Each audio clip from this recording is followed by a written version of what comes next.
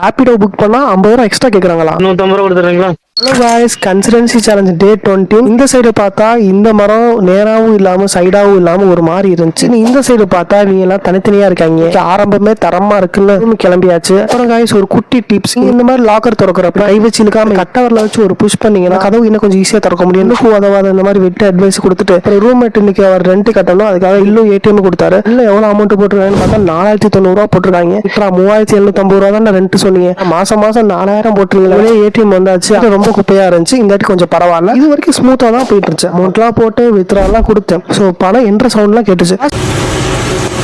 காசு கொடுக்க முடியாது சொல்லிடுச்சுங்க. சரி, வாங்கின செருப்படி யாருக்கும் தெரியாம நம்ம காலேஜ் மட்டும் கால் பண்ணாங்க. ஸோ இன்னைக்கு ஏதோ எக்ஸாம்க்கு வராங்களா, கோயம்புத்தூர் தானே இருக்க, அந்த அட்ரஸ்லாம் கொஞ்சம் ஹெல்ப் பண்ண நம்ம கூப்பிட்டுருந்தாங்க. வடக்கு டோலிட்ட குடிச்ச டீக்கு பில்லு கட்டிட்டு ஆர்எஸ்புரம் வர்றப்பே மழை லைட்டா தோறுச்சு. ரைட், இன்னைக்கு ஒரு சம்பவம் இருக்குன்னு நினைச்ச மாதிரி நல்லா தான் இருந்துச்சு. திடீர்னு மழை பிடிக்க ஆரம்பிச்சிருச்சு. வடக்கு டோலி வேற ஈவினிங் பஸ் புக் பண்ணிருக்காங்க. அதனால ரேபிடோ புக் பண்ணி போயிடலாம். அப்போ ரேபிடோ புக் பண்ணா அவர் 10 தான் வந்து 150 கூட ஃபர்ஸ்ட் பேர் கேட்டாங்க, கேன்சல் பண்ணியாச்சு. 150 கொடுத்துறீங்களா?